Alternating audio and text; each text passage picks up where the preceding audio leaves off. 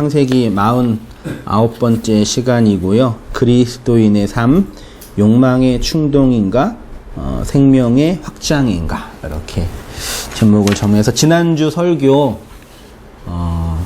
이어서 2탄이고요. 그래서 좀 우리 이제 항상 설교를 듣고 나서 온땅교회 이 말씀을 듣고 나서 그러면 도대체 어떻게 살아야 되냐, 이런 식의 질문을 많이 해요. 예를 들어서 율법적인 거나 도덕적인 거, 인간의 행위를 강조하는 설교는, 자, 우리가 이제 열심히 기도를 하루에 30분씩 합시다. 이제 우리 교회가 이제 건물을 지어야 되니까 작정해서 우리 헌금을 좀 합시다. 아니면 우리 사회봉사를 좀 해야 되니까 나가서 독거노인이나 연약한 사람들을 도웁시다. 그렇게 이제 하니까 말하는 사람도 되게 편안하고, 듣는 성도님들도 그럼 그렇게 하면 되지. 나는 좀 못하니까 헌금을 좀 많이 낼까? 나는 시간이 있으니까 좀 몸을 좀 헌신할까? 이렇게 하면 서로 좋아요.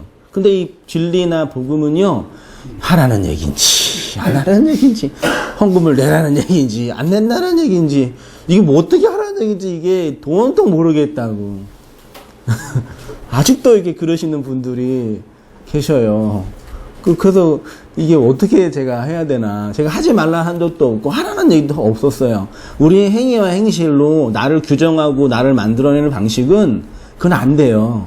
복음 진리는 그런 식으로 만들어내는 게 아니에요. 그래서 이런 차이를 잘 이렇게 숙지하시고 깨달아서 어떻게 내가 생각하고 존재하고 살아가고, 또 내 삶을 어떻게 이렇게 누리고, 삶을 어떻게 내가 누리고 그 삶에서 이렇게 또 감사하며 있는지를 이렇게 좀 터득하고 그렇게 계시면 돼요. 근데 그게 어쨌든 그동안 살아왔던 삶의 이제 흐름과 그동안 설교, 기본적인 한국교회 설교랑 좀 다른 부분이 있으니까 좀 어려운 부분이 있으실 수도 있는데, 좀만 이렇게 어떤 개념만 탁 파악하게 되면 그 얘기를 하시는군요, 알게 되세요. 제가 가능한 한 쉽고 정확하게 한번 말씀을 드릴 노력해 볼 테니까요. 한번 잘 보시면서 또 가도록 할게요. 지난주 했던 거 한번, 제가 이런 얘기를 했어요.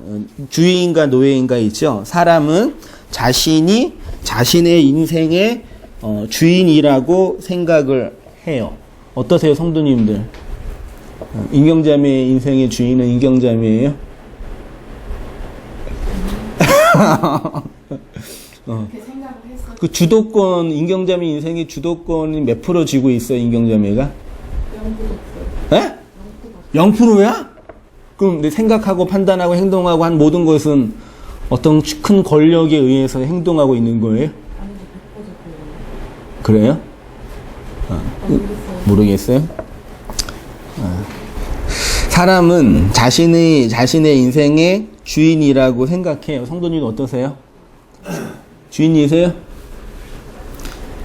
그러나 실제로 그렇지 않습니다. 인간은 살아가는 것, 이걸 철학적인 용어로 존재라고 할게요. 생각하는 것, 사유하는 것, 행동하는 것, 행위의 주인이 아니라 거대한 시대 문명의, 그러니까 나의 기본적인 욕구에 의해서 생각하고 판단하고 행동하는 것이 아니라 내 밖에서 나한테 요구하는 것들이 있잖아요. 엄마는 이렇게 해야 한다. 아빠는 이렇게 해야 한다. 자식은 이렇게 해야 한다. 목사는 이렇게 해야 한다. 이런 거 내가 내 안에서 만들어낸 주도적인 행동이 아니라 내 밖에서 자꾸 들어오는 거예요. 그렇죠? 그것에 의해서 끌려가는 노예예요.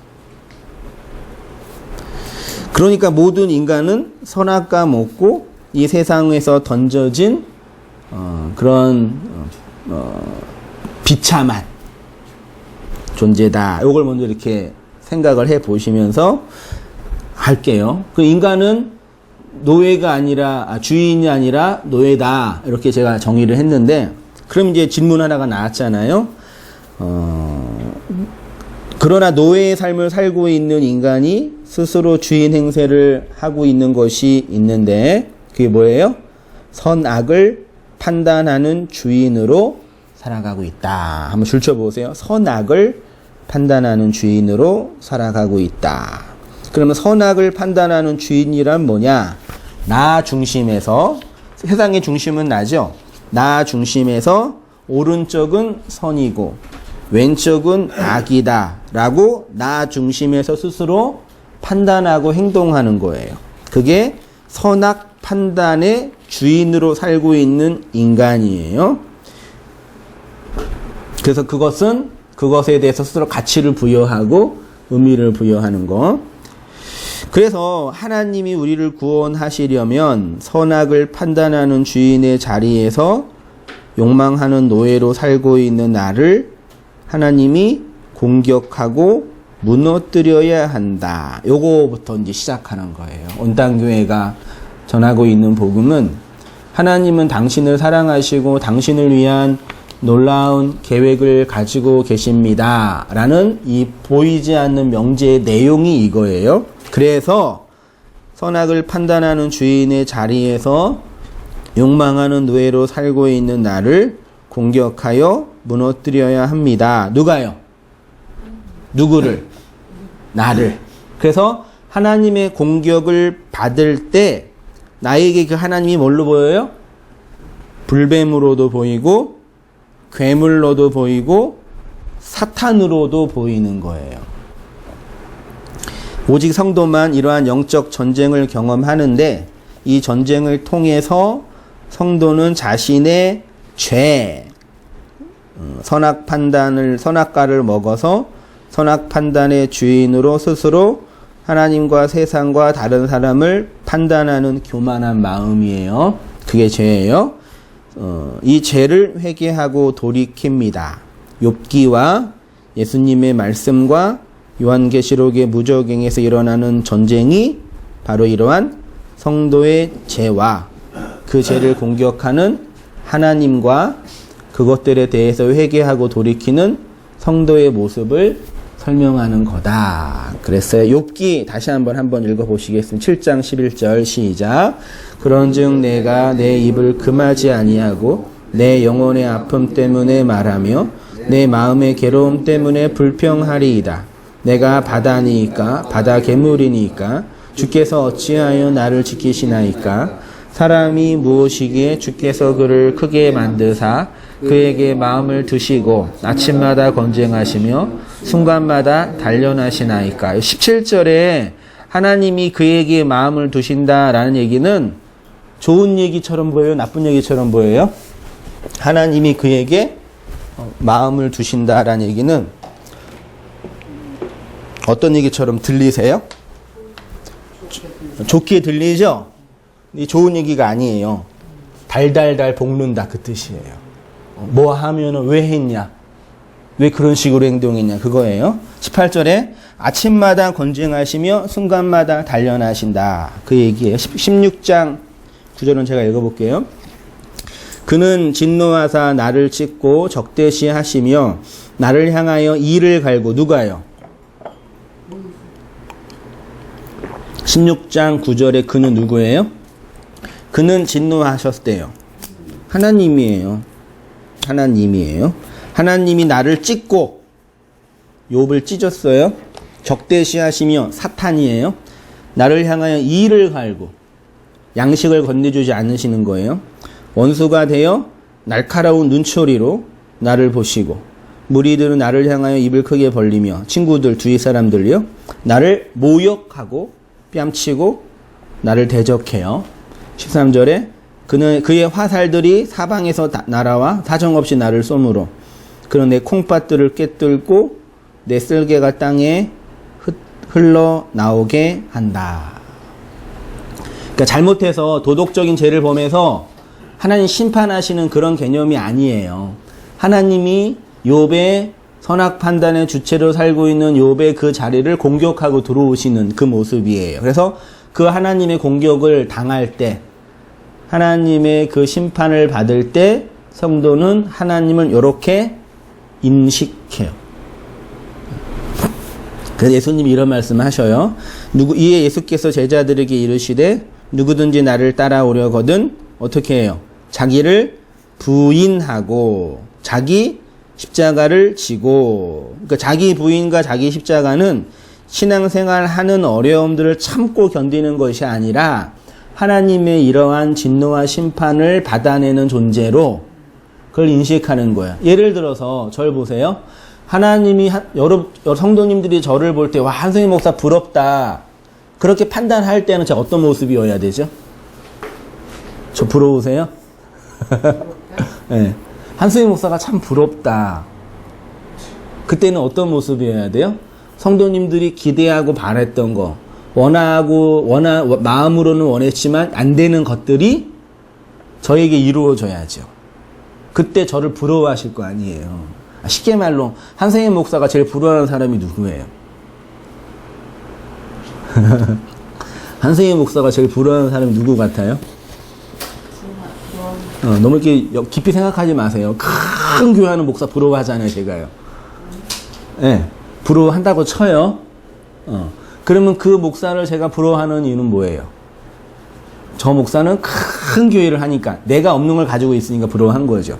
반대로 안타깝다, 안 됐다, 불쌍하다, 왜 저래? 누구예요? 저보다 더 조그만 교회 하는 목사. 혹은 개척도 못해서 이렇게 힘들게 있는 목사. 세상적인 측면에서요. 제가 그렇다는 얘기가 아니라요. 그러니까 지금 자기 부인과 자기 십자가는 예수님을 믿는 가정에서 우리가 견디고 참고 인내하는 그런 게 아니에요. 내가 집사인데 주일날 예배 드려야지. 내가 그래도 교회 오래 다녔는데 담배 피우거나 술 마시면 안 되지. 이런 어떤 도덕적인 인내를 참고 견디는 거, 그런 건 부인과 십자가가 전혀 아니에요. 그런 거 아니에요. 뭐냐면 지금 16장 욥기 16장 9절에서 욥이 당하고 있는 고통 있죠. 여기 껐다가 켰다 하시면 돼요. 욥이 당하고 있는 이 고난 있죠. 이 고난을 하나님이 나를 공격하는 내용으로 받고 있는 현장이, 아, 그러세요? 그게 십자가예요. 다른 사람은 모르고 받지도 이해하지 못해요. 근데 하나님의 말씀에 의해서 나의 옛자, 율법적 욕망이 공격당하, 이렇게 하나님이 나를 적대시하고 나에게 이를 갈고 나에게 뺨을 치고 화살을 보내서 나의 율법적 선악 구절을 공격하는 현실 속에 놓여 있는 그것이 자기 부인과 자기 십자가예요. 이제 아시겠죠? 그러니까 기존 교회 일반 교회에서 막 예수님을 믿는 고난과 어려움을 참으시다. 그거는 좋아하는 거. 임금장이 뭘 좋아해요? 좋아하는 거. 이건 엄마가 있는 걸 좋아해요? 엄마 아빠를 좋아한다고요? 그런 거 말고 좀 좋아하는 거. 프로야구를 좋아하는 사람이 있다고 칩시다. 프로야구를 좋아하는 사람이 모든 일가를 중단하고 열심히 차 타고 야구장에 가서 응원하는 건 일이에요? 고난이에요? 어려움이에요? 즐거움이에요? 힘이죠.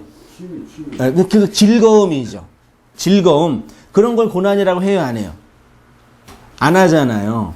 그러니까 프로야구 좋아하는 사람에게 프로야구 경기는 십자가와 고난이 될 수 없는 것처럼 성도에게 예수님을 쫓아가는 그 삶은 십자가와 고난이 그런 개념의 어려움이 아니라는 얘기예요. 그리고 앞에서 배운 노예가 여기에다 갖다 대입을 하면 맞는 거예요? 어디에다요? 십자가를 지고 따를 것이니라. 예. 거기 노예를 넣으면 안 되는 거예요? 앞에 노예. 앞에 있는 노예는 세상에 의해 끌려가는 그런 존재고, 뒤에 있는 노예는 하나님이 나의 그 자아를 공격하는 의미에서의 십자가죠. 개념이 다르죠. 네. 네. 그래서 이제 그 십자가를 신명기 21장 23절에서는 나무에 달린 자는 하나님께 뭘 받아요? 저주 보이세요? 맨 아래 단락이요. 그러니까 하나님의 저주를 받는 사람이 나무에 달렸죠. 그럼 예수님은 십자가를 지고 가라는 얘기는 뭘 받으라는 얘기예요? 3단 논법만 하시면. 신명기 21장 23절에서 나무에 달린 자가 하나님의 저주를 받았어요. 그리고 이 나무는 당연히 뭐예요? 십자가예요. 그러면 예수님이 너희는 십자가를 지고 가라 했잖아요. 그럼 뭘 지고 가라는 얘기예요? 십자가는 뭐예요? 십자가 이꼴 저주. 십자가는 저주예요. 하나님의 심판, 하나님의 저주. 나무에 달려 죽는 건 저주라고요. 근데 예수님께서 그 나무 끌고 가래잖아요. 그럼 뭐 받으란 얘기예요? 저주. 저주와 복은 하나예요. 좀 분위기가 어렵네. 그 신명기에 가면은요, 모세가 이렇게 있고, 오른쪽에 그림 신산이 있고, 왼쪽에 뭐가 있어요? 에발산이 있어요. 이거 아세요, 혹시? 그림 신산에 6 족속이 모여서 축복을 얘기하고, 에발산에 6 족속이 모여서 저주를 얘기해요. 하나님의 말씀이 심판, 축복과 저주를 담고 있는 거라고요. 어떤 말씀은 축복이고 어떤 말씀은 저주가 아니라 그 말씀 자체가 심판과 저주를 담고 있는 거예요. 그러니까 하나라고요. 하나님의 복과 하나님의 저주를 하나로 봐야 돼요. 그게 안식이라고요. 근데 우리는 이거는 복이고 이거는 저주다. 그러니까 십자가가, 나무에 달린 십자가가, 이게 십자가가 어떤 사람에게는 저주가 되고 어떤 사람에게는 복이 돼요. 이게 내 안에 일어나는 거라고요. 십자가는 하나님의 저주예요. 근데 그 저주가 나에게 뭐가 돼요? 복이 된다고요. 그러니까 우리는 저주를 받아야 그가 내 자아가 없어져. 그렇죠. 요거 잘 이해하셔야 돼요. 누가 하나님을 뭐 잘 못 믿어서 저주받고 누구는 그게 아니라 이미 우리의 삶 속에 하나님의 이러한 십자가로 말미암는 저주가 경험되고 있어요. 그거를 확인하셔야지. 그거를 부인하고 난 하나님의 사랑받았어, 난 하나님의 복을 받았어, 계속 그러면 세상이 비난해요. 세상이 우리 성도를 볼 때 쟤네들은 복 받았다 그럴 것 같아요? 생각해 보세요. 세상이 성도들을 볼 때, 아니 세상이 한성희 목사를 볼 때 아우 참 부럽다. 한성희 목사를 부러워해요? 이건희를 부러워해요? 이건희 부러워요. 왜요? 돈 많으니까. 저는 찬송장이 뭘 부르요? 예를 든 거예요. 이재용을 할게요. 뭘 봅니까? 그 이혼을 못 짰으니까 그 상담하는 나는 실험 자체가 예를 잘못 들었네. 아무튼 우리가 얘기하대로 축복 복 받았다 이러지 저주 받았어 이런 소리는 잘 안 하죠. 그러니까 그걸 하나로 보셔야 된다고요. 있잖아요. 항상 우리 있잖아요. 이 마음이 상악설, 성선설, 좋은 마음, 나쁜 마음 있지 않습니까? 우리 마음 자체, 이 작용하는 자체가 있지 않습니까? 네. 똑같다고 저는 봐요. 그렇죠. 이제 그것을 이제 하나로 봐야 되는데, 그러니까 세상이 성도를 볼 때는, 세상의 눈에 볼 때는 쟤 왜 저러고 살아 그래야 돼요. 이해를 못 해야 된다고요. 쟤는 왜 저러고 있어? 뭐 좋다고 저래? 그래야지. 내가 이 세상에서 예수 믿게 복 받았어. 부럽지? 그거 아니에요. 그거 거짓말이에요. 세상에게 그런 물리적 감각적 부러움을 줄 수 있는 존재가 기독교인이 아니에요. 하나님의 저주를 축복으로 해석하는 존재가 성도예요. 그 세상 사람들 올 때 그 성도들 안에 있는 그 소중한 비밀의 내용을 성도만 발견할 수 있으니까. 쉽게 말하면 한성희 목사 안에 있는 복음을 볼 수 있는 분은 성도예요. 그렇죠? 불신자는 절 보면서 뭐라 그래요? 불쌍하다 그런다니까요. 왜 이렇게 저주를 받았어? 나이 차서 뭐 하는 거야? 왜 쟤 저러고 살아? 그렇게 절 봐요. 그게 아니라 저 사이비 목사 이랬지. 아니 뭐 사입이든 뭐든 아무튼 그렇게 봐요. 근데 성도만 한승희 목사 내가 너무 잘생기고 뭐 잘나서가 아니라 그 복음을 본다고요. 제가 뭐 잘했고 잘나서가 아니라 이해되시죠? 그것처럼 성도도 세상 그런 존재로 이렇게 하나님이 폭로시켜요. 그게 저주받은 성도라고 말하는 거예요. 실상은 복이고 무슨 말씀인지 아시죠? 그러니까 돈 뭐 많이 버는 게 나쁜 거예요. 그걸 땐 기도하는 게 그런 개념이 아니란 얘기예요. 이해 잘 하시고 잘 생각해 보세요. 목사님, 참 이게 앞에 여기 서론에 오고 보면 이건 뭐 어디 대학 강의에서나 하는 거지 엄청 어려운 거예요, 단어가 어려워서. 앞에 것만 봐도. 예. 쉽게 생각하세요. 쉽게. 예. 아니 쉽게가 아니라 이거 굉장히 학문적인 예. 그러니까 아주 어렵다고요. 예. 여기가. 그래서 제가 이제 어려운 걸 쉽게 풀어서 설명해 드리는 거예요. 예. 아무튼 요즘에 제 고민이 어렵다는 얘기만 들으면 괜히 제가 이렇게 죄송해요. 아, 이거 이러면 안 되는데. 아무튼. 이게 차원이 높다고 해야 되나? 네. 그러니까 일반적으로 생각하기에는 네. 그렇게 쉬운 건 아니라는 차원이 거지. 높은 사람이 네. 말을 알아들으니까. 네, 이게 뭐 대학 내가 안 다녀서 모르겠는데 그 정도의 이제 아직 그 차원인 것 같아요. 이게 좋은 말씀인 거죠? 네, 그렇죠. 이게 정신 바짝 차려야지 그렇지. 근데 에너지가 많이 소모돼요. 그러니까. 딴 생각은 예. 뭐라고 질문해서 여기 앞에 죄송한데 설교 시간에 네. 살아가는 것 가로치고 존재, 네. 생각하는 것 사유, 행동하는 것 행위. 이거 우리 평상시에 잘 안 쓰는 그쵸. 얘기거든. 예. 이거 사실 되게 어려운 거예요. 단어가. 맞아요. 우리가 이거 소화하기도 진짜 어려워. 그래서 제가 이제 가로치고 살아가는 것이라고 쓴 거예요. 우리 생활. 진짜 아주 굉장히 네, 알겠습니다. 네.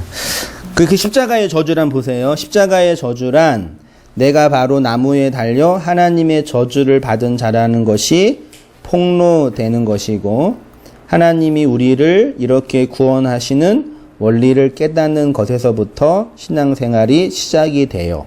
그러니까 성도의 신앙생활의 시작은 여기예요. 그러면 이제 그렇게 하나님의 말씀에 의해서 나의 옛 자아가 공격을 당하여 영적인 전쟁을 경험하고 있는 성도는 어떻게 살아야 되냐. 이거 이제 그 영적 전쟁의 삶의 내용이 뭐냐. 그러니까 자꾸 이렇게 내가 복을 받아서 은혜를 받아서 뭘 하겠다 그런 개념이 아니라 하나님의 말씀을 담고 살아가는 것 자체가 치열한 영적 전쟁이에요.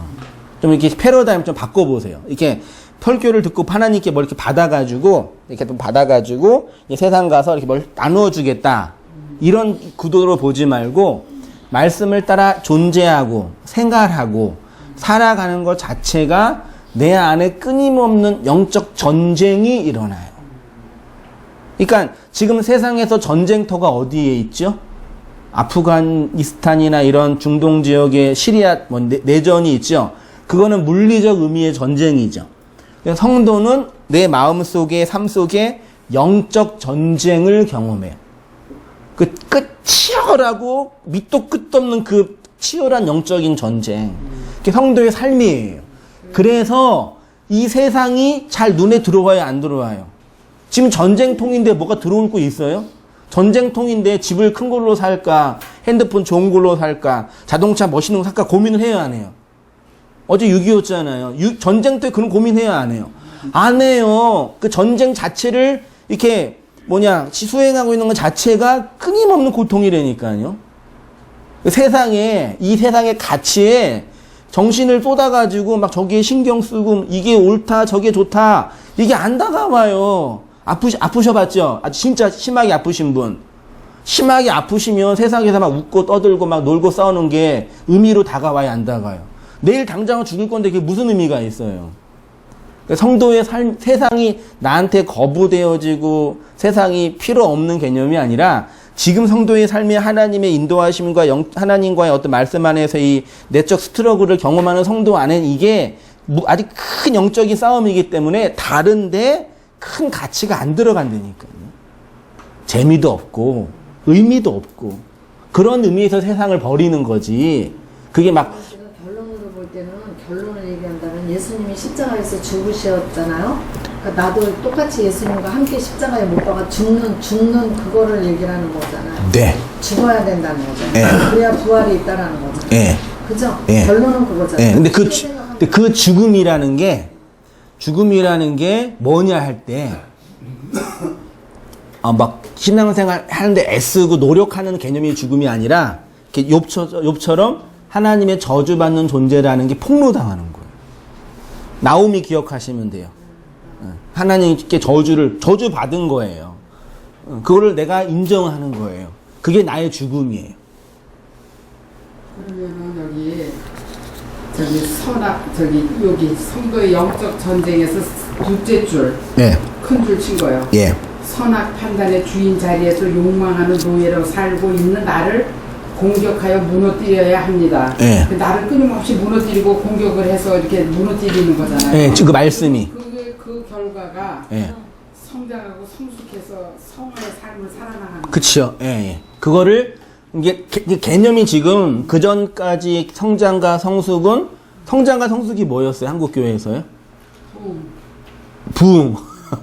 부흥이란 얘기는? 되고 복 받고 교회 성장하고. 예. 그러면 성도 개인이 성장하는 거는 돈 벌고, 잘 먹고 잘 살고. 그거에, 진짜 그거였어요? 영혼이 잘 되고 같이 검사가 잘 아이도 잘 되고 뭐 사업 잘 영혼도 잘 되고 되고. 그거였죠. 그치요. 근데 그거는 하나님과 상관이, 엄밀한 의미도 상관이 없어요. 오히려 그거는 불교나 기타 종교가 더 잘해요. 예, 그게 하는 게 나쁘다는 얘기가 아니라요. 그런 게 부흥이 아니라 지금 이런 우리 내면과 삶 속에서 일어나는. 공부하기 전에는 기독교만 복 받고 잘 먹고 잘 살고 이런 줄 알아서 카톨릭이나 불교는 네. 그런 거 없는 줄 알았어요. 아, 그러셨어요? 아니지 불교도 아니지 그랬는데 그런 종교를 알고 싶고 하질 않았나. 아. 여기에 그냥 쏠려 있으니까. 왜 그러셨어요? 그러니까는 이제 거기에 이제 많이 세뇌가 됐다고 해야 되나? 아. 기독교에. 아까도 정화집사하고 잠깐 얘기했지만 우리는 하나님 하면 그냥 잘 먹고 잘 살고 복 받고 이러한 하나님으로 알고 있었기 때문에 목사님들의 설교도 거기에 쫙 줄기를 타면서 네. 설교를 계속 지금까지 하고 계시다는 거지 현재까지도. 그런데 우리는 그게 아니잖아요. 이렇게 아니니까 힘드신 거죠.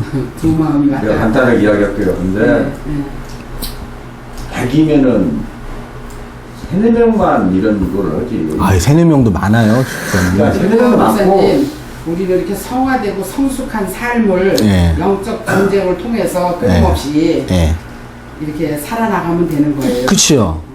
살아가게 되죠. 살아가게 된다. 예. 아이가 내 안에 들어오면 내가 아이를 낳아요. 아이가 내 몸에서 나오는 거예요. 그럼 그렇게 살아나가면 예. 우리의 욕망이 자꾸 없어지나? 욕망이 없어지지는 않아요. 없어질 수도 열심히 없고. 살아야지. 예. 욕망 자체는 없어지지 않아요. 열심히 예. 살아야지. 그러니까 이게 윤리 도덕적인 차원에서의 금욕을 생각하시면 안 돼요. 그러니까 우리의 욕망이 없어지면요, 우리 죽어요. 그 염세주의자가 되고 되게 무기력해져요. 그런 개념이 아니에요. 그러니까 내가 세상에서 돈 많이 벌고 싶은 욕망, 그건 나쁜 게 아니고 좋은 것도 아니에요. 그냥 생명력이, 육체적인 생명력이에요. 내가 좋은 사람 만나서 행복하게 있고 싶은 욕망, 그건 자연스러운 거예요. 그런 걸 좋다, 나쁘다, 그런 개념이 아니라는 이건 얘기예요. 상관이 없는 거고 우리는 죽음에 이를 때까지 계속 욕망은 있는 거니까 그 육적인 것이 상관이 없는 게 아니라 영적인 거예요. 아니, 그러니까 지금 권사님이 고민하시는 게 뭔지는 제가 알겠어요. 욕망하는 그것으로 살 수밖에 없다고 운명 지어졌는데 그 욕망하는 게 이제 그러면 뭐 어떻게 하라는 그치요. 그러니까 욕망하는 게 그래도 없지는 않다라는 거지. 그치요. 욕망하는 게 나쁘다고 하는 것처럼 보이는데 그럼 나쁘면 그러면 내가 그걸 안 해야 되는데 할 수밖에 없고 그리고 하는 것은 그러면 좋은 것도 아니면 그럼 이런 어떤 그러니까 이런 우리 일상적인 삶의 그건 아직 이거죠. 이게 성화된 삶, 네. 성숙한 삶이라는 것은 무엇인가. 그거는 근데 우리는 성화된 성숙 이러면 자꾸 윤리도덕. 정화 집사님처럼 말씀을 많이 알으니까 누리고 살잖아. 이게 육을 상관없이 영적으로. 그거는 제 좋은 말씀 하셨네요. 제가 근데 목사님 여기 맨 1페이지 맨 위에도 다 우리 안에서 일어나고 있는 일이니까. 근데 우리는 자꾸 저 사람의 행위를 자꾸 본다니까 물리적인 행위. 근데 내가 이야기할게. 이 말씀이 참 좋은데 김영화 집사는 그러잖아. 내들 칼국수가 잘하면 축복이 한데 아이고 맛도 없는데 뭐 저걸 주서 그 사람마다 제가 아니 내 생각을 아니 근데 이거지 그런 자체 같잖아. 그런 생각도 하면 안 된다는 거야. 따져보면 아니 아니, 미안해. 저기 손님이 많으면은 뭐가 어떻게 잘해야 하는데 그것도 안 돼. 왜 줄을 서 있을까? 오빠 이해돼? 어? 잘 되는 거 이해돼? 아니 나는 어떻게 돼? 모든 사람 잘 근데 돼야 원래 좋지. 맛이 없는데 사람이 많이 있어요. 여기 가본 사람들 아니, 사람들 다 데리고 가서 목사님, 항상 줄을 서 있을 때 있지 않습니까? 저 시골 바닥 있지 않습니까? 그 지역 사회가 좀 잘 되면 좋아야 하는데, 아니 누가 다 아유, 저거 웬일이야. 저거 뭐, 아니 뭘까? 그러니까. 저는 아직 성화된 삶을 살고 있지 못하고 있는 거예요. 아니 그러니까 계속 가는 건데 정화 집사님 같이 계속 깨닫기를 원해서 진리의 말씀을 기도하고 하면 육은 아무 상관이 없고 영적으로 계속 깨달아 알아가는 것이 성화된다니까. 아멘. 아니, 그러니까 우리 그 권사님 이제 고민하신 게 뭔지 아세요? 어저께 지난주부터 머리가 깨질 것 같아 조금. 좀 정리가 좀 아니 되는데 예. 정리가 이성적으로는 되는데 예. 이 몸으로 안 된다고. 그치. 그게 이제 어떤 내가 이해하지 못했던 새로운 개념이 들어오는 거예요. 아, 내가 지금 그동안 그렇게 못 살았구나. 심지어는 내가 예수 믿지 않았구나. 그렇지. 이런 자각이 일어나는 것 자체가 뭐가 말씀이 들어왔기 때문에 되는 거지. 말씀이 들어오지 않으면 그런 자각 자체가 없어요. 그렇죠. 그러니까 그러니까 그런 기존 목사님들은 애초부터 설교를 저렇게 하나 예. 욕 나오려고 한다니까. 그러니까 만약에 욕 나오려고. 요거 해야 돼요. 그래서요. 그래서 어떤 분은 이렇게 복음을 듣고 30년 다녔던 교회를 폭파시키고 싶었다고 표현하는 게, 그 정도는 아니고. 근데 그런 어떤 경험이 돼요. 그러니까 그거는 자연스러운 과정이에요. 막 성장 통처럼. 목사님, 우리가 빈손으로 왔다 빈손으로 가지 않습니까? 우리가 응애응애 태어날 때 있지 않습니까? 무슨 뭐 조조를 갖고 온 것도 아니고, 아까 이건희는 왔지만은, 키가 13만, 그냥 13도 있으면 뭡니까? 이게 신분이가 되었잖아. 저런 가짜로 붙잡은 놈이 없어요. 네. 그리고 욕망이 하지만은 9,990 가진 사람이 한석 있는 걸 빼갖고 만석을 채우려고 하는 게 있잖아요. 우리가 내 이름 진리를 보면은 다 그런 것 같지만은 또 끝나면 또 그냥 자유로 또 돌아가는 거예요. 이 진리를 만들어 보면은 조금씩은 쌓일 점이지 않습니까? 우리가 죽어서 못 가해가는 재단들 있지 않습니까? 그 탐욕 보고 어떻게든 막 뺏고 막 하려고 하는 자체 같지 않습니까? 근데 이런 이쪽은 안 맞다는 거죠. 우리가 내 거 지키고 있잖아. 죽을 때까지 막 그런 욕망이라는 자체 같지 않습니까? 열이면 열 다 되는 거고 우리 뜻과 마음대로 다 풀리면은 서울역이 노숙자가 하나도 없다는 말입니다. 예. 그러니까 이 부분에 와서 이해가 되네. 아, 그러세요? 예. 예. 그러니까 쉽게 말하면요. 제가 지금 성도님들께 스케이트 타는 법을 가르쳐 드리고 있는 거예요. 스케이트 다 못 타시죠? 잘 탑니다. 잘 타세요? 네. 다 못 탄다고 치면 스케이트 못 타는 분들에게 스케이트 신발을 신고 스케이트장을 가라는 얘기는 뭐 하라는 얘기예요? 넘어지고 쓰러지란 얘기잖아요. 근데 김연아는 스케이트만 타면 어떻게 돼요? 너무 자유롭게 놀 거 아니에요. 김연아는 그런 경지가 된 거고 우리는 아직 이제 막 타면은 쓰러지고 넘어지고 죽는 거예요. 왜 이거 타라 그러는지 막 그냥 걸어가면 되지.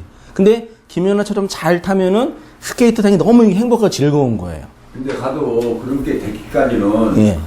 많은 난관이 있고 있지 않습니까? 김연아 그 어렸을 때부터 생각하면서 있지 않습니까? 예. 근데 우리가 결론만 보니까 그러는 거예요.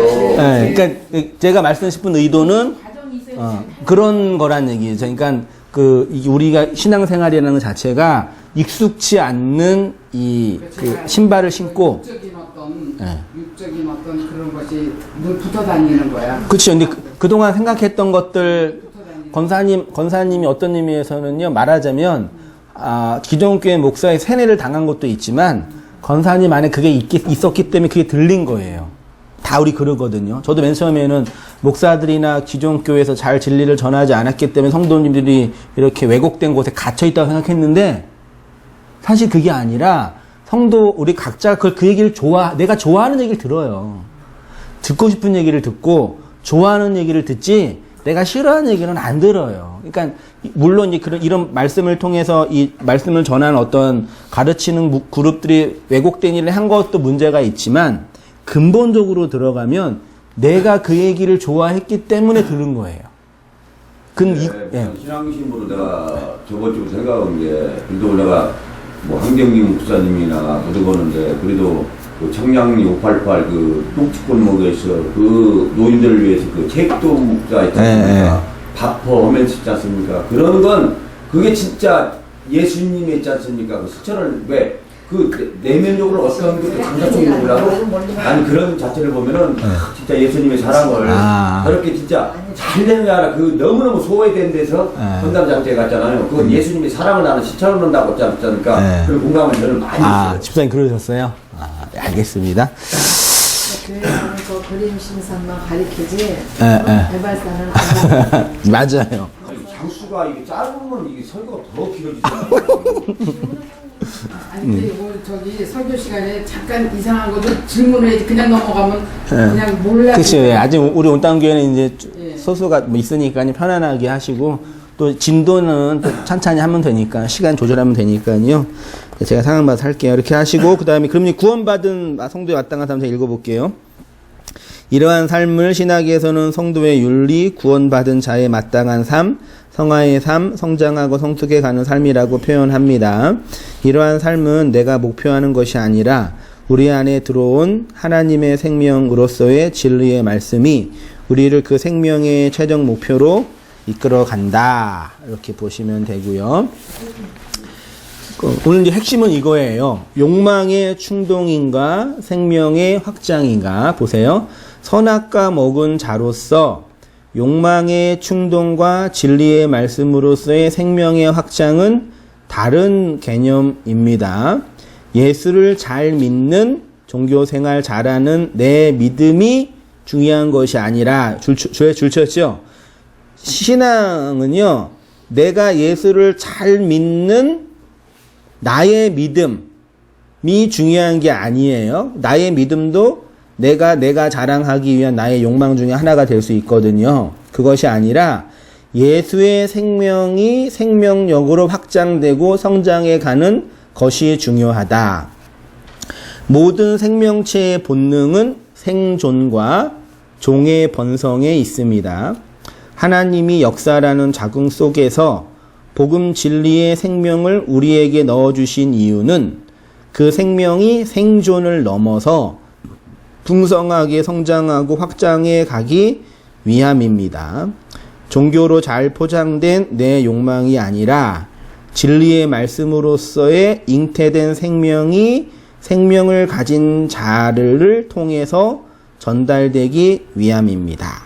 그래서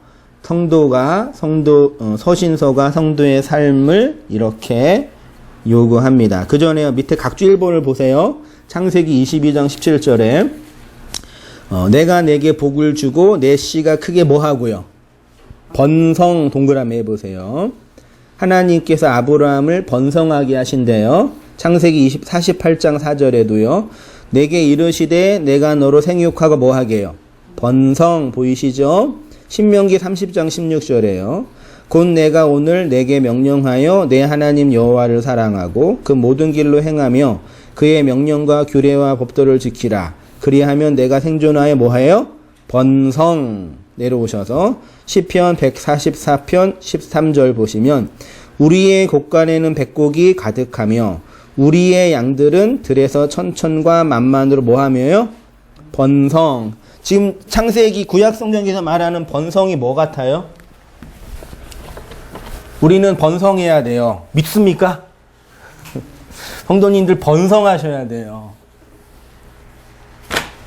지금 번성이라는 단어가 나왔어요. 그러니까 이거를 여태까지 우리는 어떻게만 이해했어요? 쉽게 돈, 2, 건강, 3, 명예, 혹은 관계. 이런 식의 우리 일상생활에 필요한 것들이죠. 이게 많아지면 번성한 거고, 예수님 믿으면 이것을 예수님께서 우리에게 허락해 준다. 이런, 특히 이제 순복음 교단, 이걸 교리와 아까 말씀하신 것처럼 영혼이 잘 되고, 범사가 잘 되고, 강건하고, 영혼의 복, 범사의 복, 강건의 복. 그래서 영혼, 육체, 삶. 이렇게 삼중 축복인가요? 그렇게 해서 이제 만들어 놨잖아요. 근데 그거는 이제 진짜 그게 이단이에요. 그게 왜곡된 잘못된 성경 해석인데 한국교회는 워낙 이 순복음이 강하니까 쪽을 못 쓰거든요. 근데 그건 틀렸어요. 저는 확신해. 제가 개런티 할 수 있어요. 그렇게 하는 건 틀렸어요. 그거는 그냥 인문사회에서 말하는 이야기예요. 그럼 이게 아니라 이 번성을 핵심이 뭐냐면 뭐 같아요? 제가 오늘 설교하겠지만요. 나라는 존재가 이렇게 있어요. 자아가 있죠? 자아 안에 뭐가 들어와요? 씨가 뭐예요? 말씀이죠. 말씀이 들어오면 이 씨와 말씀과 나가 뭐해요? 연합하죠. 그럼 뭐가 돼요? 수정이 일어나요. 우리 우리 성교육 받을 때 기억나요. 여자의 난자 하나가 있죠. 그리고 뭐가 들어와요? 정자. 이렇게 생겼잖아요. 정자가 들어오죠. 그럼 정자가 들어오면 정자의 꼬리는 어떻게 돼요? 꼬리가 잘려요. 희한하지 않아요? 꼬리가 잘려서 정자와 난자 핵이 만나서 뭐예요? 핵 분열이 일어나요. 그 하나의 세포가 돼요. 이게 뭐예요? 생명이에요. 그럼 내 안에 들어온 생명이 분열이 계속 되잖아요. 이렇게요. 뭐 4분열 이렇게 해서 분열되면 다 분열돼서 여기는 이제 머리가 되고 여기는 이제 다리가 되고 여기는 심장이 그러는 거예요. 이게 생명의 번성이에요. 그러면 이제 우리 영적으로 하나님의 말씀이 이렇게 말씀이 설교자나 교사를 통해서 증거돼요. 혹은 어떤 내 경험을 통해서 이게 그거였구나 알면 그 말씀이 나 안에 들어와. 욕망하는 나. 난자로 살고 있는 나. 난자는 살아있는 거예요? 죽어있는 거예요? 생명이에요? 무생명이에요? 되게 어려워요. 난자 생명체예요? 무기체예요? 생명이 아니지. 정자가 들어왔을 때 생명. 난자 자체는 생명이에요? 무생물이에요? 생명이에요? 난자가 생명이에요? 아니지. 살아있는 거예요? 기능을 못하지 혼자서는. 네. 근데 뭐 난자 추출해가지고 뭐 하는 것 그것도 윤리 문제가 있잖아. 근데 또 생명이기 때문에 그런 거잖아요. 아무튼 뭐 그런 그 의학적인 고민이 있는데 난자 이걸 네케바라 그래요 성경에서요. 네케바는 뭐냐 그냥 씨를 받아야지만 살 수 있는 존재. 난자가 여자의 몸에서 한 달에 한 번 나오는데 씨를 받지 못하면 뭐가 돼요? 피가 되잖아요. 하혈하잖아요. 그래서 하혈하는 건 생명이 죽은 걸 상징하는 거예요. 그래서 하혈하는 여자가 하나님 그 생명이 죽었다는 의미예요. 그러니까 우리가 이 세상에 난자로 있는 거예요. 난자로 있는데 예수를 받지 못하면 언젠가 그냥 하혈해서 없어져요. 근데 씨가 들어왔어요. 말씀이 들어오면 내 안에서 난자가 죽고 말씀이 죽어서 새로운 생명이 되는 거죠. 그렇죠? 이게 번성 확장해 가는 걸 번성이라 그러는 거예요. 이거는 그런 의미가 아니라 이 땅에서 우리가 필요하니까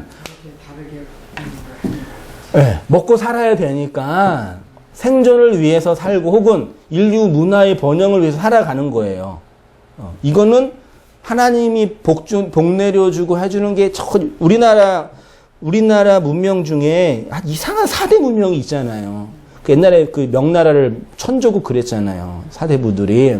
근데 지금은 이제 누구를 천조국이라 그래 우리나라가요? 미국을 천조국이라 그러잖아요. 근데 뭐 그런 얘기 하는 게 아닌데 그래서 서구 문명에 대한 그런 부러움이 있어요. 어떤 부러움이 있냐면 서양이 이렇게 잘 사는 이유가 뭐예요? 그네들이 예수님을 잘 믿었기 때문에 복받고 아시아나 아프리카나 이런 데는 예수님을 안 믿고 뭘 섬겼기 때문에 우상을 섬겼기 때문에 저주를 받는다. 지금도 일본이나 인도네시아에 화산이 일어나고 지진이 일어나면 저기가 왜 지진이 일어나요? 네팔 같은데요?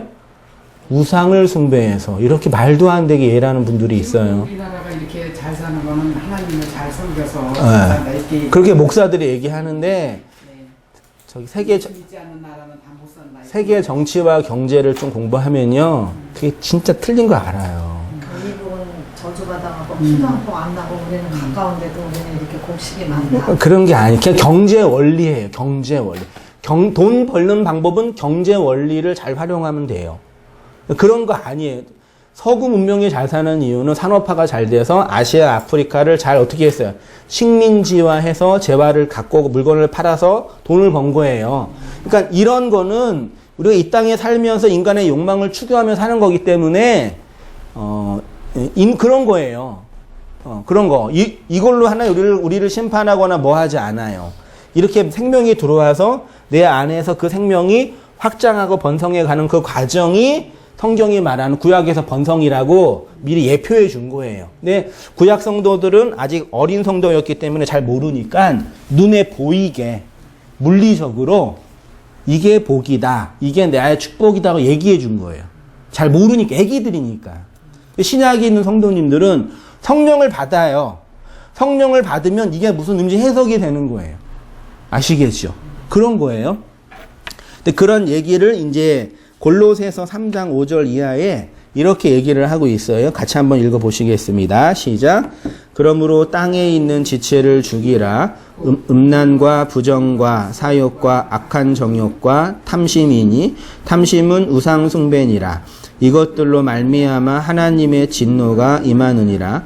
너희도 전에 그 가운데 살 때에는 그 가운데서 행하였으나 이제는 너희가 이 모든 것을 벗어버리라. 곧 분함과 노여움과 악의와 비방과 너희 입에 부끄러운 말이라. 너희가 서로 거짓말을 하지 말라. 옛사람과 그 행위를 벗어버리고 새 사람을 입었으니 이는 자기를 창조하신 이의 형상을 따라 지식에까지 새롭게 하심을 입은 자니라. 지금 이제 골로새서에서는 우리가 흔히 알기로는 것처럼 윤리적인 얘기를 많이 하죠. 땅에 있는 지체를 죽이라 그랬네요. 땅에 있는 지체는 뭐 같아요? 느낌 오세요 혹시? 땅에 있는 지체. 내 생각, 내 욕망. 내 생각 죽일 수 있어요? 내 욕망. 그 성경에 지금 죽일 수 없는 걸 죽이라 그런 건 말이 돼요, 안 돼요? 안 되죠. 안 되잖아요. 그러니까 하나님이 그런 거 요구하지 않나요. 땅에 있는 지체를 한마디로 그냥 제가 모든 논리를 다 빼서 한마디로 말하면 율법이에요, 그냥. 호계라는 게 성전, 옛 성전이거든요. 율법이에요. 율법을 죽이란 얘기는 뭐냐면 첫 번째로 주어진 율법을 깨달으라 말하자면은 그런 개념을 첫 번으로 주어진 것. 그 첫 번째로 주어져서 죽으신 존재가 누구예요? 예수님이에요. 그래서 요한계시록에 가면은 첫째 것들이 지나갔으니 이런 단어가 나오는 거예요. 하나님께서 우리에게 진리를 건네주기 위해서 첫 번째 것으로 주신 것이 율법이란 얘기예요. 이런 도식을 하면 좀 더 쉽게 이해될 수 있을지 모르겠는데요. 그러니까 이런 자잘한 신학적인 설명보다 이렇게 그림 하나 잘 이해하셔서 고민해 보시고 신학적인 그런 의문은 책 보면서 하시면 돼요. 나가 이렇게 있어요. 나라는 존재, 자아가 이렇게 있죠. 내 자아의 주위에 뭐가 있어요? 난자 주위에 뭐가 있어요? 나를 둘러싼 이걸 뭐라 그래요? 인경자매를 둘러싼 이 주위의 모든 걸 뭐라 그래요? 가족, 직장, 친구, 학교, 기타 등등 모든 것들을 한마디로 그치요. 세상. 이거를 헬라어로 코스모스라 그래요. 이걸 한마디로 뭐라 그래요? 율법이라 그래요. 그러니까 이 세상을 한마디로 말하면 뭐예요? 율법이에요. 나가 있고 율법이 이렇게 있잖아요. 그래서 이 율법이 나한테 어떤 의미로 해석이 되어지냐에 의해서 나가 어떻게 살아가냐 결정되는 거예요. 알겠죠? 내가 자아가 선악과를 먹어서 선악 판단의 주인으로 율법을 내 욕망을 위한 확장의 도구로 사용해요. 이거를 세상에 있는 모든 것들을 나를 위해 확장의 도구로 사용해요. 그러면 내가 율법을 먹고 나라는 주체가 확장돼 가죠? 예. 이게 이게 인간의 욕망을 따라 살아가는 삶이에요. 모든 사람 다 이렇게 살아가요. 그렇죠? 나를 중심으로 세상에 있는 모든 것들을 끌어당기는 거. 이거를 죽어라. 이거를 죽여라. 그 뜻이에요. 이거는 그 율법으로 오신 분이 누구예요?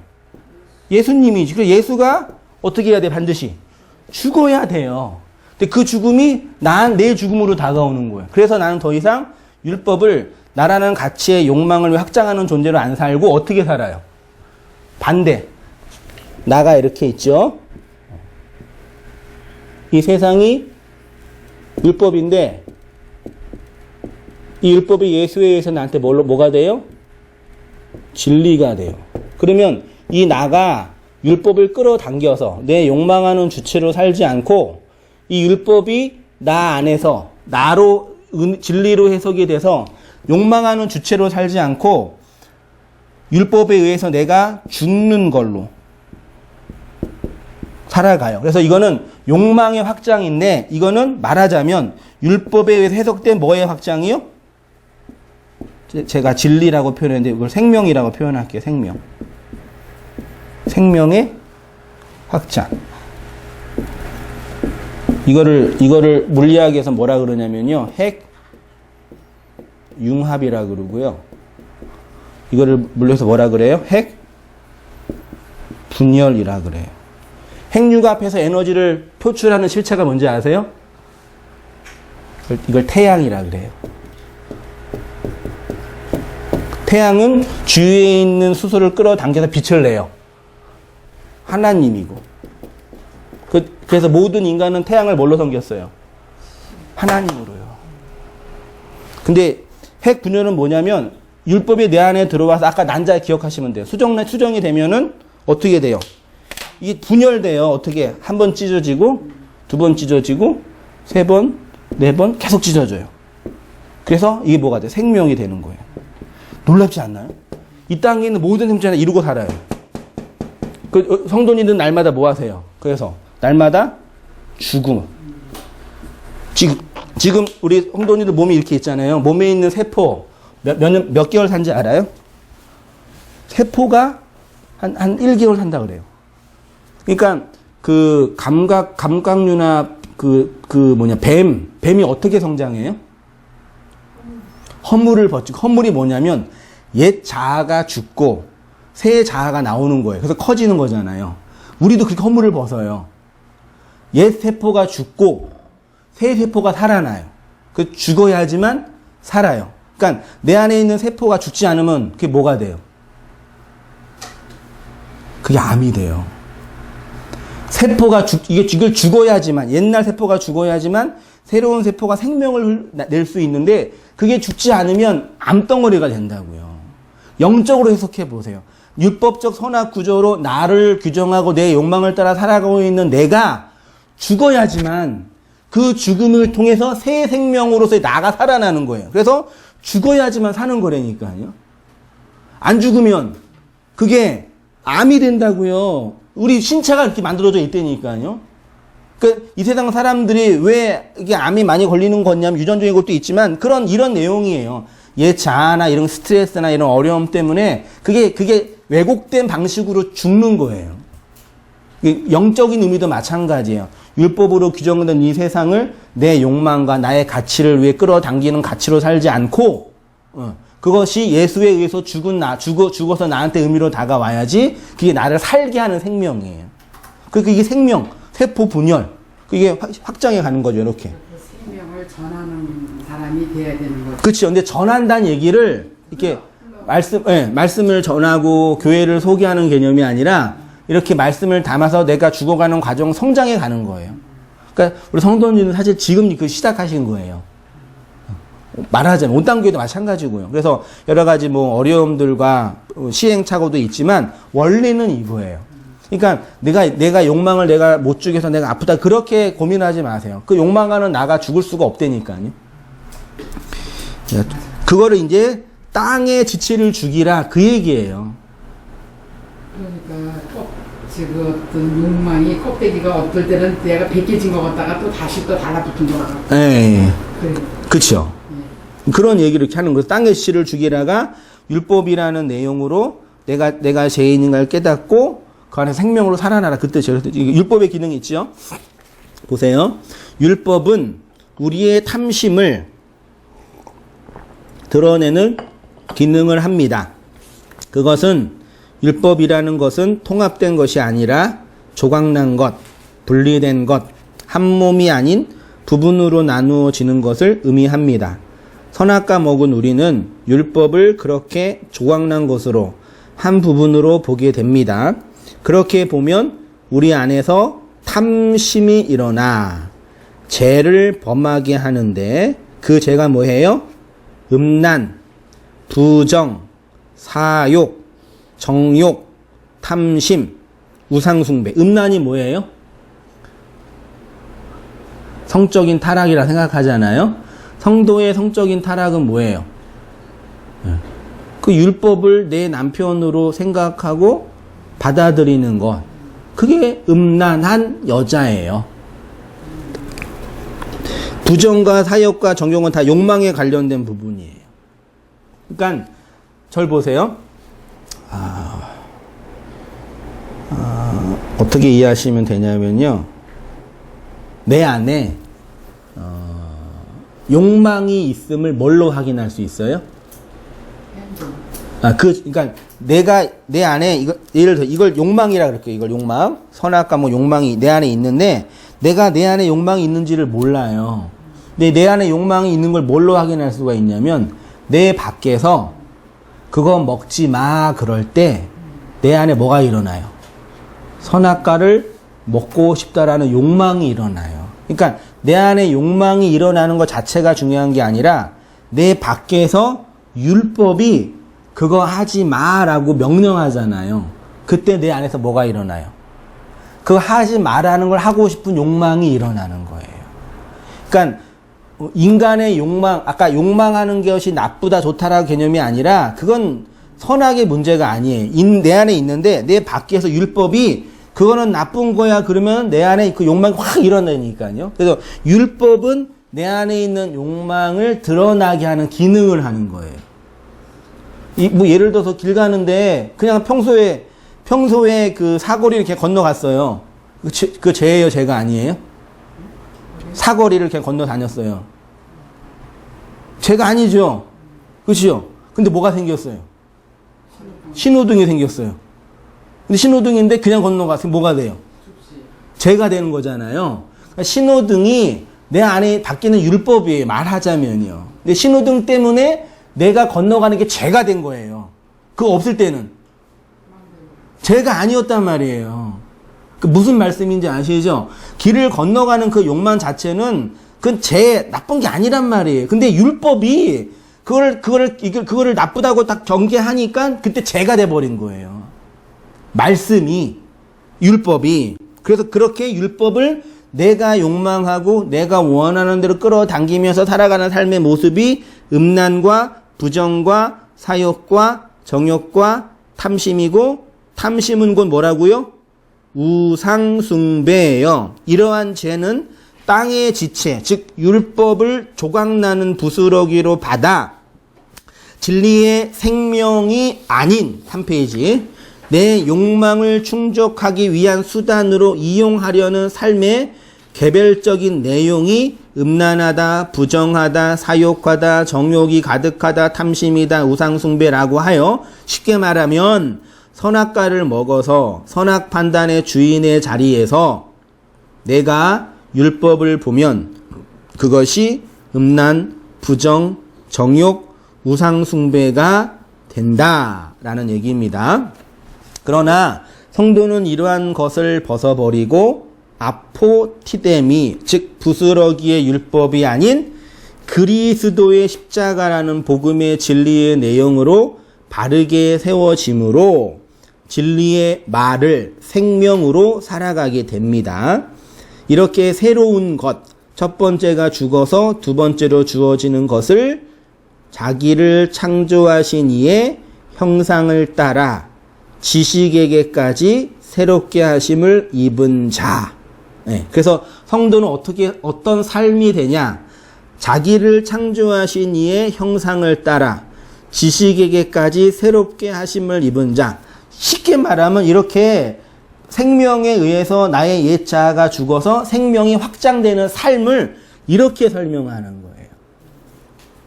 지식 안에서 새롭게 된 자 있죠. 직역하면 창조한 형상을 따라 지식 안에서 새롭게 하심을 받은 자입니다. 성도가 하나님의 형상을 따라서 새롭게 된다라는 것은 하나님이 의도하신 형상을 따라서 지식 안으로 새롭게 된다는 것을 의미합니다. 다시 말해서 성도는 하나님의 의도를 바르게 알아서 새롭게 갱신되는 삶을 살아가요. 그것을 지식 안에서 새롭게 된 자. 그래서 지식 안에서 새롭게 된 자라는 의미가 단순히 공부를 많이 해서 많은 지식을 얻었다라는 개념이 아니라 이러한 여태까지 제가 설명한 걸 이렇게 내포되고 있는 거예요.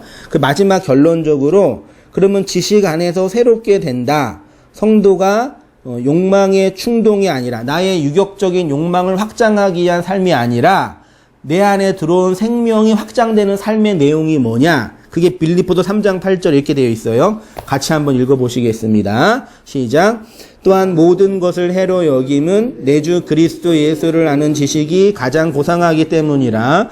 내가 그를 이하여 모든 것을 잃어버리고 배설물로 여김은 그리스도를 얻고 그 안에서 발견되려 함이니 내가 가진 의는 율법에서 난 것이 아니요 오직 그리스도를 믿음으로 말미암는 것이니 곧 믿음으로 하나님께로부터 난 의라. 지금 바울이 대조하는 게 두 가지가 있어요. 뭐예요? 그리스도를 아는 지식과 대조되는 것 한 가지가 뭐죠? 배설물이 뭐예요? 똥이에요. 똥 보세요. 성경이 말하는 지식은 하나님을 아는 지식이고 그리스도를 아는 지식입니다. 그리스도를 아는 지식은 율법이라는 내용이 우리 안에서 해석되어질 때 가능합니다. 밥을 먹으면 그것이 우리 몸에서 소화가 되어야 몸의 에너지가 되는 것처럼 율법이라는 내용을 제가 줄쳤죠. 율법이라는 내용을 잘 소화하면 그것이 우리를 뭘로 살게 해요? 진리로 살게 해요. 생명으로 살게 해요. 그것을 지식 안에서 새롭게 돼요. 그래서 잘 먹고 잘 소화하면 뭐가 나와요? 똥이 나오잖아요. 그래서 그 사람이 건강한다라고 할 때 그 건강을 증명하는 거 뭐예요? 첫째, 잘 드셔야 돼요. 그렇죠? 잘 못 드시면 건강에 문제가 있는 거죠. 두 번째, 잘 소화해야 돼요. 소화 못하는 이유가요. 신진대사, 몸의 대사 에너지가 이게 잘 안 돼서 그러는 거예요. 이게 순환이나 이게 잘 안 돼서. 그 다음에 잘 먹고 잘 소화하면 뭐가 나와요? 똥이 나온단 말이에요. 바울이 지금 똥이라고 말하는 건 뭐냐면 이 세상에 있는 율법이 나한테 뭘로 됐다고요? 똥이 돼요. 그럼 똥이 됐다는 얘기는 뭐냐면 이 세상이 나한테 똥으로 보여야 돼요. 할렐루야. 율법이 똥으로 보여야 돼요. 그게 똥으로 보였다는 얘기는 뭐냐면 이게 가치 없고 쓰레기가 아니라 이 세상이라는 내용을 내가 잘 먹어서 진리로 에너지를 삼으면 이 세상이 나한테 뭘로 보인다고요? 똥으로 보인다고요. 이해 되셔요? 율법도 반드시 필요한. 그러니까 율법을 드시는 거예요. 율법이란 게 나쁜 게 아니라 율법을 이 세상이 다 율법이에요. 말씀도 율법이에요. 예수가 율법이에요. 먹고 그걸 내 안에 진리로 해석하면 생명으로 살면 증거가 뭐예요? 영적, 육적 에너지가 나오고 그래서 외적으로 배설을 잘하잖아요. 이 세상이 진리에 의해서 배설물로 보인단 말이에요. 그래서 바울이 뭐라고 그랬어요? 이 그리스도를 얻고 모든 것을 잃어버리고 뭘로 읽어요? 배설물로 여긴대요. 똥. 그러니까 예수 믿는 건 좋은 거고 돈은 똥이고 그게 아니란 말이에요. 예수 믿는 건 좋은 거고 건강은 똥. 그게 아니에요. 이 세상 모든 게 다 율법이에요. 밥, 양식으로 먹어요. 진리로 소화해요. 생명으로 자라요. 내 안에 생명이 충만해져요. 증거가 뭐예요? 세상이 배설물이 된단 말이에요. 그런 의미에서 세상이 배설물이에요. 따로따로가 아니고 하나로. 그렇지요. 그 두 개로 나누어서 결혼하는 건 죄고 성관계는 나쁜 거고 그래서 혼자 살고 그 말도 안 되는 게 어디 있어요. 다 하나님께서 맛있게 먹으라고 준 거예요. 그 맛있게 드시면 돼요.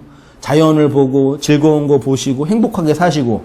그런데 그걸 잘 드시고 나의 유격적 욕망을 위한 에너지로 만들지 말고 하나님의 생명으로서의 에너지로 성장해 가면 내가 성장해 가지요. 그러면 세상이 유격적 보이는 율법의 세상이 나한테 더 이상 가치 없는 쓰레기, 똥이 된단 말이에요. 아멘. 그래서 구원받는 거예요. 그 세상 보면서 저건 똥이다. 또 그러지 마세요. 돈, 명예, 권력, 건강 다 하나님께서 우리한테 먹으라고 준 양식이라니까요. 근데 몸이 안 좋아. 대사가 안 좋아. 그래서 어떻게 맨날 소화불량에, 예? 장염에, 이렇게 설사해, 토해. 그 왜곡된 방식으로 나오는 거예요. 이해되시죠? 예. 이렇게 3페이지 메뉴예요. 율법을 통해 진리로 살아가는 성도의 삶의 가장 중요한 특징이 그리스도 외에 다른 모든 것들은 뭐가 돼요? 배설물, 똥이 돼요. 똥은 음식을 먹고 다 소화한 나머지 쓰레기. 그래서 그 사람이 건강한 사람은 뭘 잘 넣어요? 똥 잘 넣어요. 배설이 잘 돼요. 이 세상의 모든 것이 똥이 된다는 얘기는 이 세상을 통해서 그리스도를 아는 지식을 내용으로 우리의 마음에 담을 때 모든 것이 똥이 되는 것입니다. 그것이 선악 판단의 주인의 자리에서 내려와 하나님과 영적 전쟁을 겪고 하나님의 의도하신 형상을 따라 지식 안으로 새롭게 된다는 것입니다. 모든 인간은 운면적으로 선악 판단의 주인으로 욕망하는 주인으로 욕망의 충동을 추구하며 살아갑니다. 이 인간 존재의 운명적 비참함 속에서 구원받은 성도는 욕망의 충동의 추구가 아니라 그리스도의 생명의 확장과 번영을 위한 구원의 도구로 살아간다. 이 일이 인간의 의지로 되는 일이 아니기 때문에 사람으로는 안 되고 하나님으로만 된다. 영으로 된다. 그런 거예요. 어떻게 이게 우리 인간의 의지로 돼요? 생각해 보세요. 남녀가 성관계는 인간의 의지로 되는 건가요? 그것도 인간의 의지 아니죠, 솔직히요. 맞잖아요. 내가 하고 싶을 때 하고 안 할 때 안 한다. 그게 되나요? 결혼할 때? 안 되잖아요. 그리고 생명이 들어와서 수정이 됐어요. 그 생명을 내가 잘 먹어야지만 건강하게 자라지만 그 생명이 자라는 거 내가 해요? 인간이 하는 게 아니잖아요. 생명이 자라는 거잖아요. 똑같다니까요. 이렇게 하나님의 말을 한성인 목사가 진리를 전하는 어떤 사람이 열심히 전하면 그게 생명이 돼서 내 안에 들어와서 잉태가 되고 수정이 되면 그 생명이 내 안에서 일하는 거예요. 그는 한성인 목사가 말을 잘했기 때문이 아니에요. 저는 그냥 진리를 전한 어떤 사람인 거고 그 생명이 들어가서 그 생명이 자라는 건 그 생명이 하는 거라니까요. 그래서 힘으로도 안 되고 능력으로도 안 되고 오직 여호와의 신으로만 성전이 건축이 되는 거예요. 생명은 그 생명이 자라게 하는 거예요. 그러니까 생명이 자라는 거 보면 하나님이 살아 계시는 게 보여요. 어떻게 하나님이 안 살아 계시는데 그게 가능해요. 그게 우리 안에 들어왔어요. 그래서 그게 수정되고 잉태돼서 자라는 거예요. 근데 이게 막 어느 때는 임신 수정이 안 돼 막 자매의 몸이 건강하지 않아서 수정이 됐는데 어떻게 돼요? 또 사산도 되고 말하자면요. 이상한 씨가 들어오고 그런 식의 개념이 되는 거예요. 마지막으로 우리가 배설을 잘 해야 몸이 건강한 것처럼 몸이 건강하면 배설을 잘해요. 배설을 잘해야 건강한 건 좀 내가 왜곡된 말인데 건강한 사람은 이게 그러니까 이거를요 물리적인 의미만 보지 말고요 영적인 의미로 정신적인 의미로 해보세요. 스트레스 어떻게 푸세요? 이경자매는 먹고 자고. 네. 양권사님은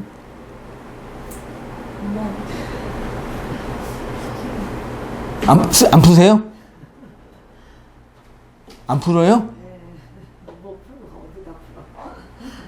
안 풀어요? 아, 그럼 이렇게 몸에 쌓여요, 진짜요. 저는 자요. 권사님도 자고. 집사님 어떻게 푸세요, 스트레스요? 그러니까 이걸 건강하게 잘 풀어야지 정신이 건강해요. 말씀도 내 안에서 이렇게 잘 돼야 되는 거죠. 예, 예. 그러니까 우리 신진대사가 건강하면 배설이 잘 되는 것처럼 정신이 건강한 사람은요 정신적 배설을 잘해요. 그러니까 그게 안 되시면요 그게 몸이 어딘가 들어가 쌓인다니까요. 그래서 주기적으로 여기 소화 안 되시는 거잖아요. 그 가다가 쌓였다가 떨어지고 그런 거예요. 말하자면요. 정신도 그렇고 육체도 그렇죠. 그러면 영혼은 더할 나위가 없는 거예요. 그래서 신앙과 영적인 생활은 둘째 문제고요. 어떻게 삶의 스트레스와 이 욕망의 배설물을 어떻게 이렇게 풀어내냐. 그래서 기본적으로 한국 사람들 뭐예요? 술 마시고 담배 피고 이걸로 안 되면 뭐예요? 이제 사람들. 네? 도박하고 더 안 되면 마약하고 이렇게 나올 수밖에 없는 거예요. 근데 이거를 어떻게 건강하고 건전하게 잘 풀어내냐. 그래서 성도님들이 말씀을 듣고 기도하는 거 있죠. 기도하고 또 이렇게 글쓰기 하는 거, 생각하는 거 있죠. 누군가 얘기하고 수다 떨고 그리고 그림 그리는 거, 음악하는 거, 운동하는 거 이게 다 이게 표현하는 거예요. 배설, 표현하는 거예요. 그때 인간이라는 존재가 회복이 돼요. 미술 그리스가 알죠. 뭘 창작하고 창조하는 것 자체에서 우리가 회복이 된단 말이에요. 영적인 것도 마찬가지예요. 참 잘하셨네 지금. 어떤 말씀이요? 그 모든 것이 배설하는. 그러니까요. 그래서 이걸 적절하게 해야 돼요. 집안에 이게 멋있는 거실만 있으면 뭐예요? 뭐가 있어야 돼요? 화장실 없는 집안 어떻게 살아요? 그렇죠. 우리는 화장실은 나쁜 곳이라 생각한단 말이에요. 거기는 더러운 곳이야. 거기는 숨겨야 돼. 아니에요. 이걸 잘 이렇게 건전하게 해줘야 된단 말이에요. 영혼도 마찬가지예요. 우리의 육체도 진리가 들어와서 잘 소화가 된 사람의 특징은 뭐예요? 배설을 잘해요. 이거 못하면 그 사람 망가져요. 아주 왜곡되죠. 아주 이렇게 이상하게 왜곡돼요. 그래서 막 예민한 직종인 사람들이 아주 변태적인 걸 할 때가 있잖아요. 그 말이 돼요. 그 검사장까지 사람이 그런 여자들 앞에서 막 음란한 행위하고 그렇게 예민한 사람이 이렇게 왜곡된 것으로 이렇게 배설하는 거예요. 그건 일상적인 얘기고 진리가 들어와서 내가 잘 성장하고 특징 중에 하나가 이 세상에 나한테 뭘로 보여요? 똥으로 보여요. 아, 이게 나한테 그런 의미구나. 그 똥으로 보였다는 얘기는 뭐예요? 진리를 잘 해석해서 내 안에 의미가 됐구나. 그렇게 건강하게 사시면 돼요. 그렇게 건강하게 사시는데 육체는 죽지만 영혼은 불로장생. 그 뭐라 그래요? 영생. 그 영생이라니까요. 그리스도인의 삶은 율법이라는 양식을 잘 먹고 욕망하는 충동으로서의 배설물을 잘 내보내요. 그리스도를 아는 지식으로 나를 발견하고 확장해 가는 삶이 바로 그리스도인의 삶. 그러면 이제 뭐가 돼요? 그게 안식이 되고요. 얼마나 좋아요. 빙판에 들어가면 막 자유롭게 타고 막 날아다니고 막 돌고 얼마나 행복해요. 김연아는 되게 즐거울 거야. 물론 운동할 때는 힘들겠지만 저는 스케이트 한 번도 못 타거든요. 절대 안 타요. 아프고 힘드니까. 그렇게 자유롭게 날아다니시라고 이렇게 돌고 막 보여주고 그 자유 안식을 누리시기를 축원드립니다. 아멘. 기도드릴게요.